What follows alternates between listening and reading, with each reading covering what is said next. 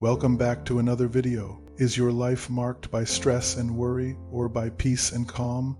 For many people, life is a constant stream of duties, responsibilities, and problems.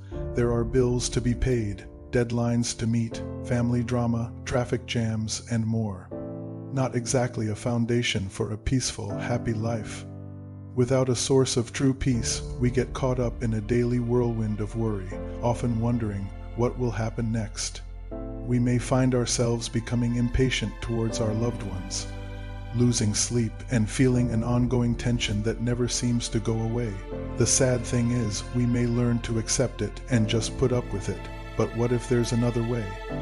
What if, instead of constantly being tossed to and fro by life's problems and setbacks, we could learn to walk through life with a sense of calm assurance?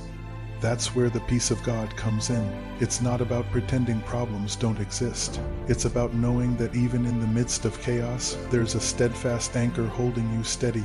First, let's talk about what God's peace actually is. It's not just the absence of conflict or a quick moment of calm. The Bible describes it as a deep, abiding sense of well-being that comes from trusting God, no matter what's happening around us. Philippians chapter 4, verses 6 and 7 says it best. Do not be anxious about anything, but in every situation, by prayer and petition, with thanksgiving, present your requests to God. And the peace of God, which surpasses all human understanding, will guard your hearts and your minds in Christ Jesus. This is a peace that doesn't depend on circumstances. It's supernatural, steady, and available to everyone who seeks it. The Bible is full of examples of this peace.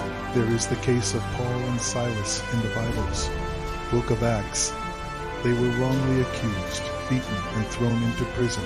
You would expect them to be anxious and fearful. But what do? They sing hymns to God and pray confidently. Acts 16, verse 25. Their unexpected reaction to their situation highlights the power of tapping into a source of peace that transcends our circumstances. They weren't denying their reality. They were trusting that God was in control, even in the darkest of situations. Another example is King David, who, in the roughest trials of his life, wrote, "The Lord is my shepherd. I shall not want. Yes, even if I walk through the valley of the shadow of death, I will fear no evil. For you are with me." Psalm 23, verses 1 and 4. His acknowledgement of God's presence became an anchor. Not a magic wand to erase every problem, but a firm, blessed assurance that was powerful enough to hold him steady.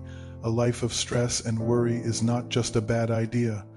It is also very harmful to your general health and well-being.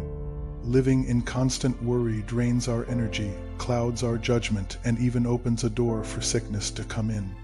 Studies show that chronic stress can lead to heart problems, a weakened immune system, and a state of ongoing depression. But when we choose to walk in God's peace, everything changes. Imagine starting your day with a prayer, handing your worries to God, and trusting Him to handle what you can't. Jesus said in John 14, verse 27, "Peace I leave with you, my peace I give you. I do not give to you what the world gives. Do not let your hearts be troubled, and do not be afraid." When you have God's peace, from now on, that morning or evening traffic jam won't be so frustrating. That stack of bills won't ruin your day. You will become more patient, more resilient, and even more joyful. Walking in the peace of God isn't about avoiding problems. It's about facing them with a different mindset. It's about trusting that God is working, even when we can't see it. It's about finding strength and resilience in the midst of adversity. It's about living a life of freedom and joy, knowing that our ultimate security rests, not in our own abilities, but in the unwavering love of God. And that, my friend, is a peace worth seeking. So, tomorrow morning, before grabbing your phone to check emails or texts, take a moment to prayerfully walk in God's peace first. You might find that the problems haven't changed, but your ability to face them certainly has. There is no wisdom in living a life of stress, anxiety, and worry. Why not seek the Prince of Peace, Jesus Christ, and cast all of your cares onto Him? He is definitely big enough to carry your burdens. Be wise then, and seek the amazing, life-changing peace of God.